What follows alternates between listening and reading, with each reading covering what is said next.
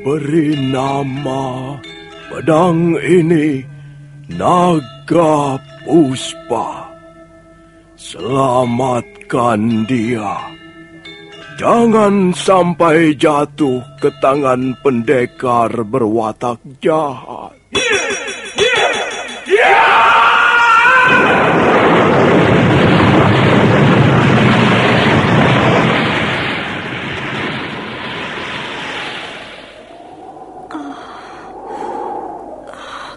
Kakang Kamandanu, kau masih juga tidak percaya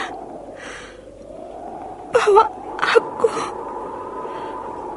aku mencintaimu. Mesin, maafkan aku, Mesin.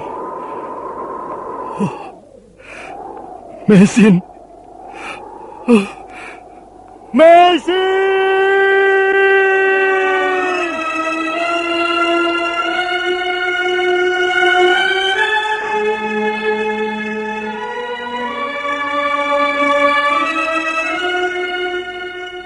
Tutur Tinula.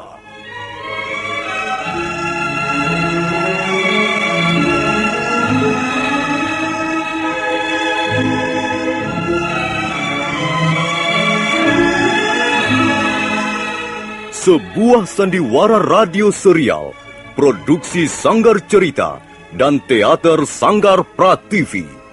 Sebuah kisah dengan latar belakang sejarah runtuhnya Singasari dan berdirinya Kerajaan Majapahit.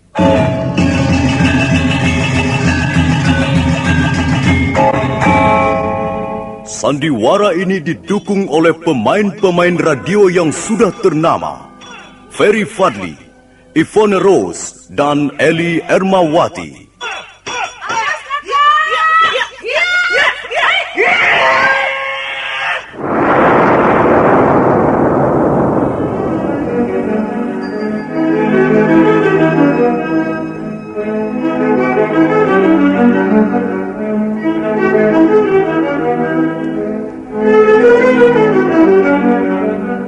Cerita ini ditulis dan disusun oleh S. Tijab.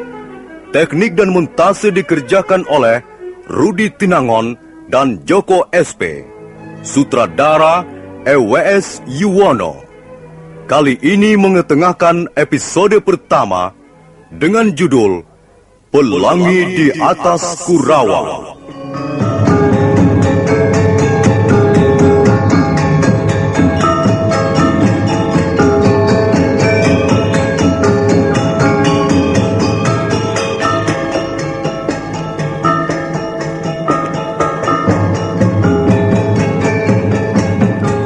Dalam seri yang ke-21 ini, dibantu oleh para pemain, Lukman Tambose sebagai Empu Bajil, Rusli sebagai Rangga Lawe, Margaret sebagai Dewi Sambi, Wawan Gewe sebagai Gangga Dara, Benny sebagai Jarawaha, Iwan sebagai Prana Raja, Petrus sebagai Jaran Bangkal, Surya Tanjung sebagai Jaran Lejong, Hari Aki sebagai Empu Hanggareksa, dan Nusri pembawa cerita. Selamat menikmati.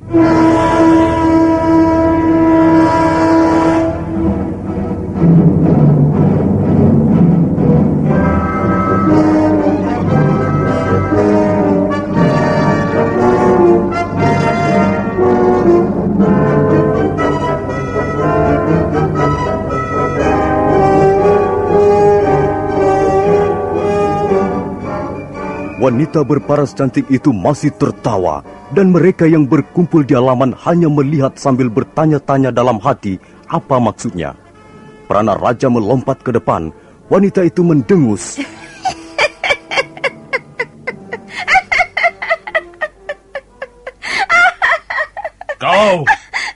Kau pun seperti pernah kuliah. Ya, di tempat yang sama. Waktu itu aku hampir saja memotong lengan dua perampok itu. Kau dan teman laki-lakimu datang dan membawa mereka pergi. Kau sudah lupa siapa namaku, Tuan Prajurit? Aku ingat, Tuan. Sebelum pergi, mereka menyebutkan nama mereka terlebih dahulu. Dewi Sambi.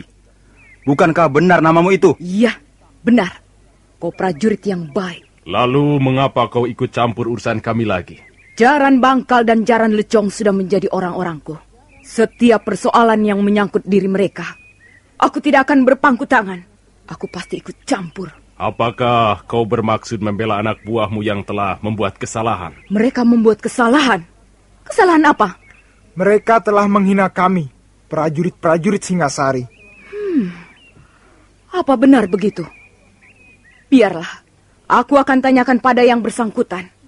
Apa yang telah kau katakan pada mereka sehingga mereka merasa terhina, Jaran Bangkal? Oh, saya tidak mengatakan apa-apa, Tuanku Putri Sambi. Adik Jaran Lejong yang telah bertengkar dengan orang itu. Kau telah berkata apa, Jaran Lejong? Saya hanya berkata bahwa prajurit Singasari berpakaian bagus. Tapi kalau misalnya saya disuruh menjadi prajurit, saya tidak akan mau. Mengapa tidak mau? Soalnya saya tidak berbakat menjadi prajurit. Apalagi prajurit Singasari sekarang ini. Saya tidak tertarik sama sekali. Saya katakan, lebih baik saya menjadi seorang pedagang makanan. Nah, itu berarti kau menghina kami, prajurit-prajurit Singasari. Tidak. Kurasa dia tidak bisa dikatakan menghina. Kalian saja yang sudah tersinggung mudah terhina. Jelas, dia sudah menghina kami. Dia katakan lebih baik menjadi pedagang makanan daripada menjadi prajurit Singasari. Ya, prajurit Singasari hanya mentereng pakaiannya. Tapi isinya, kosong melompong. Buktinya, kalian tidak bisa berbuat banyak menghadapi kami berdua. Kalian hanyalah prajurit pajangan. Gentong nasi yang hanya menghabiskan kekayaan negara. Kurang ajar kau. Tunggu. Kau tidak usah terburu nafsu menunjukkan ketajaman mata pedangmu. Minggir kau perempuan. Jangan berdiri di hadapanku. Aku tidak ingin melihat kalian menyakiti anak buahku. Kalau masih ada yang nekat, aku akan mengambil tindakan demi keadilan. Jangan banyak mulut. Minggir, atau ujung pedangku ini akan mencoreng-moreng wajahmu dengan darah. Ya!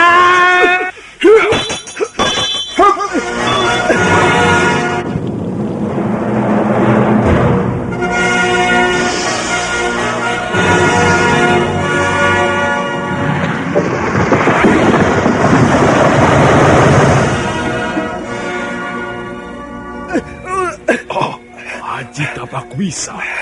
Barang siapa yang masih mau mencoba menyerang kami akan mendapat ganjaran yang serupa dengan orang ini. Napasku, dadaku, rasanya panas sekali. Dewi Sambi, kau sudah berani melukai anak buahku. Tahukah kau apa artinya? Artinya, kau mau membelanya bukan?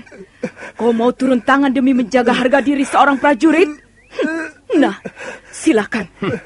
Kau memang hebat, karena mempunyai pukulan Tabakwisa. Tapi bukan berarti aku menjadi gentar. Ayo Dewi Sambi, kita adu kesaktian. Kalau aku sampai kalah, kau boleh pergi bersama 2 orang kawanmu itu, dan kami mengaku bersalah. Tapi kalau kau sampai kalah, kalian bertiga harus menyerah, dan mau kubawa ke kota Singasari sebagai tawanan. Boleh. Ayo, mulailah. Kerahkanlah seluruh kepandaianmu supaya tidak mengecewakan anak buah yang sekarang melihat tingkah lakumu. Kurang ajar. Aku tidak sudi dibikin malu di depan mereka. Ya, mereka anak buahku. Hiat!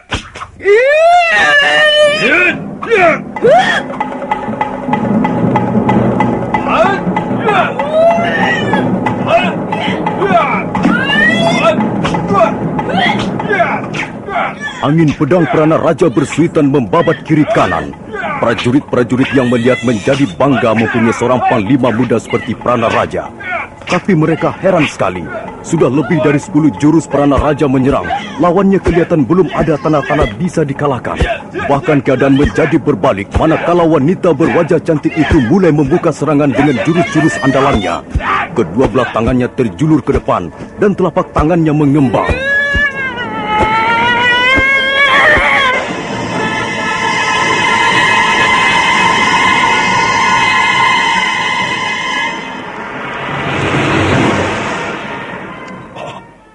Tuanku. Iya, tuanku telah menyelamatkan nyawa saya. Kurang ajar. Siapa kau berani menghadang jurusku yang berbahaya ini? Prana Raja, minggirlah sebentar. Ajaklah Gangadhara ke serambi depan, supaya Paman Hanggareksa melihat luka dalamnya.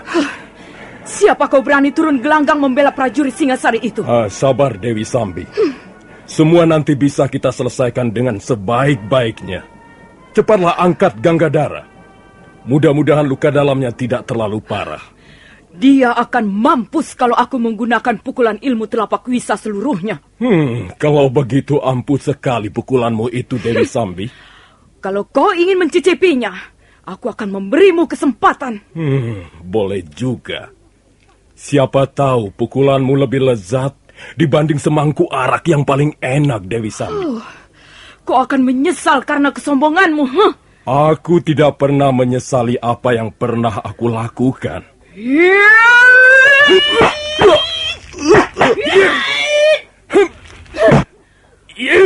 Bagus. Agaknya kali ini aku mendapat lawan yang seimbang. Awas, berhati-hatilah.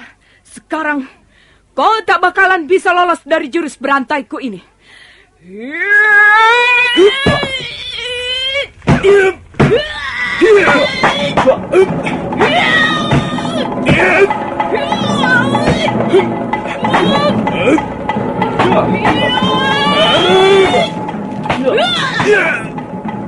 Memang benar apa yang dikatakan wanita berparas cantik yang bernama Dewi Sambi itu.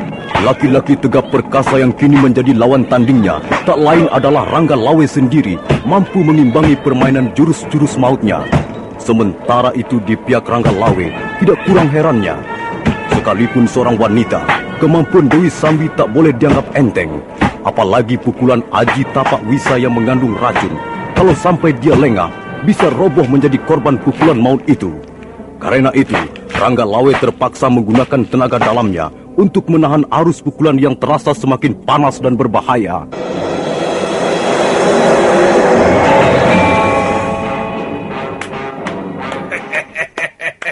Hebat, hebat.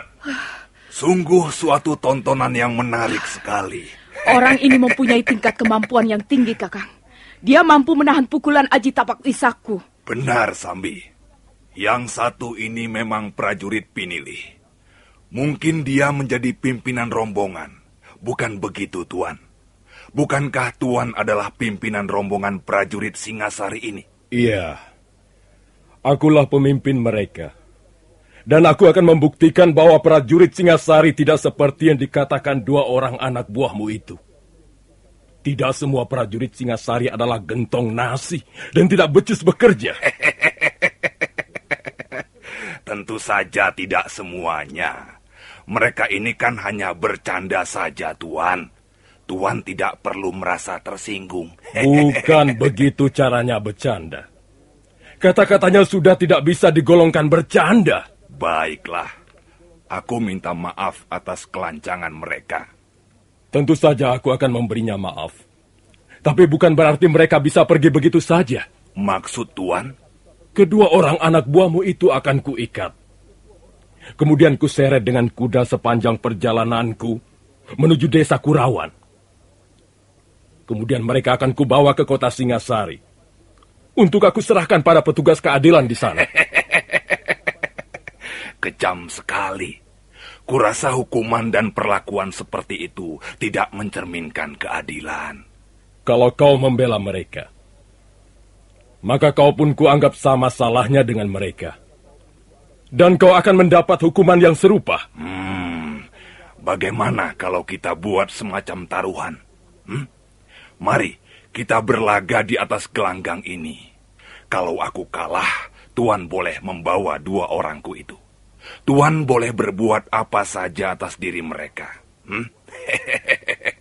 Tapi kalau Tuan yang kalah, Tuan harus membebaskan mereka. Dan menganggap mereka tidak bersalah. Dan menganggap persoalan ini selesai sampai di sini. Tantanganmu ku terima. Tapi aku menghendaki taruhan yang lebih besar. Taruhan apa itu? Kalau kau kalah, kau dan kawan-kawanmu itu harus mati di tanganku. Kakang Bajil, Orang ini menantangmu perang tanding sampai mati. Akan kulayani. Baiklah, lalu apa yang Tuan pertaruhkan? Kalau kau dapat mengalahkan aku, maka aku akan meletakkan jabatanku sebagai Panglima Perang Kerajaan Singasari sebelum kuserahkan nyawaku padamu.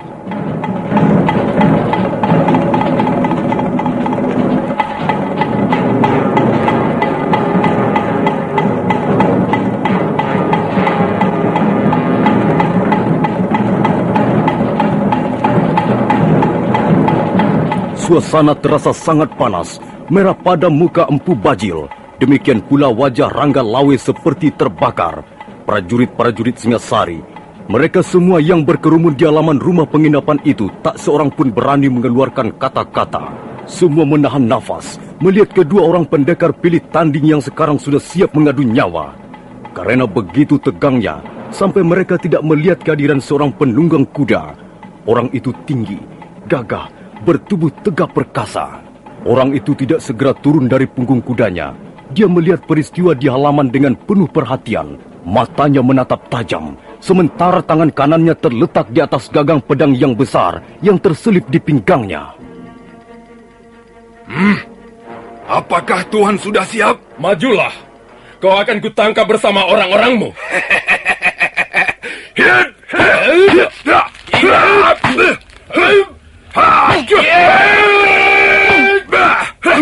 Babo-babo. Tenagamu seperti tenaga 2 ekor banteng jantan ditumpuk menjadi satu. Nah, terimalah seranganku yang kedua ini.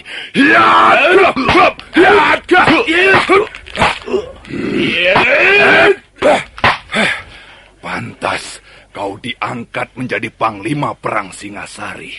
Tidak percuma kau memperoleh jabatan itu. Tapi aku tidak akan berhenti sampai di sini. Sambi, lemparkan tongkatku. Terimalah, Kakang.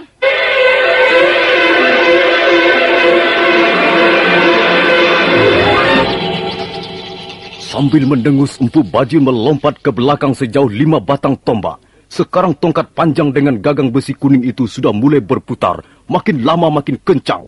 Nah, kalau tadi Tuan sudah melihat 2 jurus permainanku, sekarang lihatlah bagaimana tongkat panjangku ini bekerja.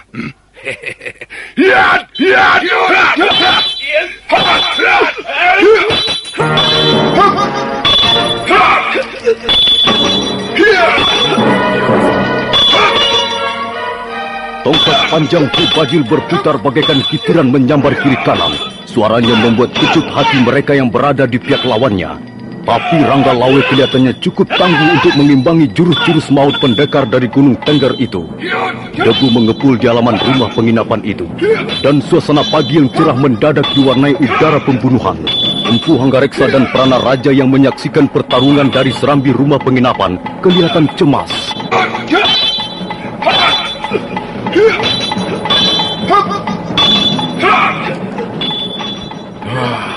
Luar biasa permainan tongkatnya. Hati saya menjadi was-was juga, Tuan Prana Raja. Jangan cemas, Tuan Hanggareksa. Gusti Rangga Lawe bukanlah seorang pendekar sembarangan. Di Istana Singasari, beliau tergolong pendekar kelas 1. Barangkali hanya Gusti Lembu Sora yang pantas disejajarkan dengan beliau. Wah, hati saya agak tenang mendengar penjelasan Tuan. Tapi saya masih belum bisa melihat kenyataan ini. Bahwa ada seorang bertubuh cebol yang nampaknya bisa diangkat dan dilemparkan ke sana kemari dengan mudah. Tapi nyatanya, pendekar seperti Gusti Rangga Lawe bisa dibuat kerepotan.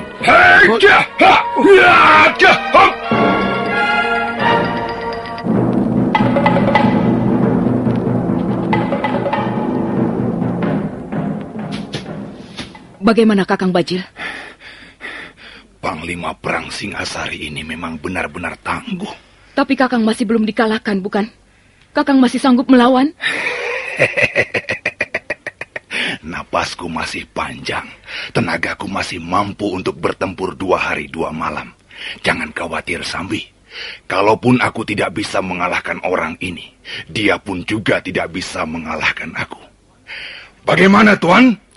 apakah masih akan kita teruskan tontonan mengasihkan ini? Bajil, aku bukan sedang membuat tontonan di halaman rumah penginapan ini. Aku akan menangkapmu dan orang-orangmu itu. Rupanya Tuan mempunyai pendirian kokoh seperti sebongkah batu karang. Baiklah, kalau memang demikian, aku terpaksa menggunakan jurus andalan. Sebab kalau hanya dengan cara seperti ini, aku kira kita bisa bertempur sampai besok lusa, dan tak akan ada yang keluar sebagai pemenangnya. Pegang tongkatku ini, Sambi. Dewi Sambi menyambar tongkat Empu Bajil, kemudian melompat mundur. Sementara Empu Bajil berdiri tegak sambil meletakkan telapak tangannya di atas dada. Itulah pertanda pendekar Gunung Tengger telah bersiap mengeluarkan jurus pamungkas yang bernama Aji Segara Geni.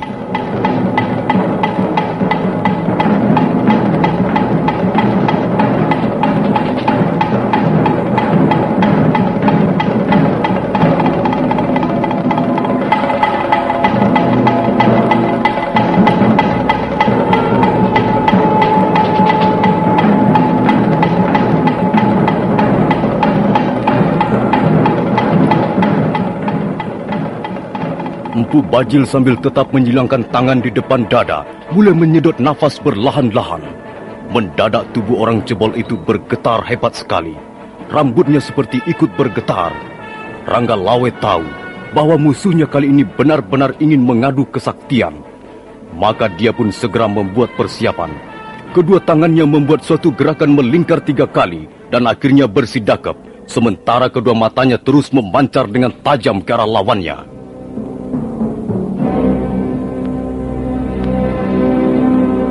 Hei-jah! Hiap!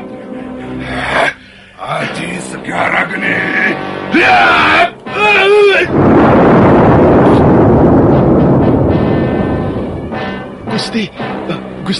Gusti tidak apa-apa. Minggirlah Prana Raja. Hei Bajil, kalau kau benar-benar mau mengadu kesaktian dengan Rangga Lawe, ayo, kerahkan seluruh ilmu yang kau miliki. Tapi kau pasti akan binasa di tanganku.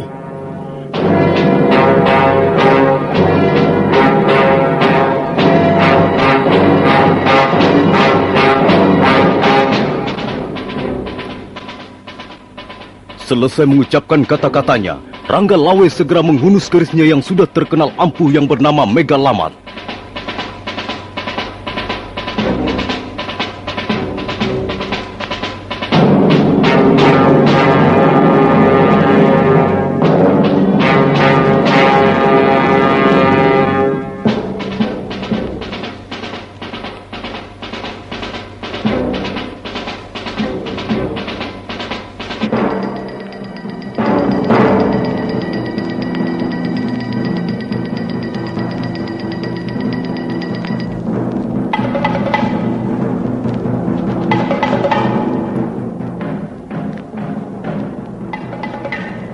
Setelah menghunus keris Megalamat, mendadak penampilan Rangga Lawe berubah.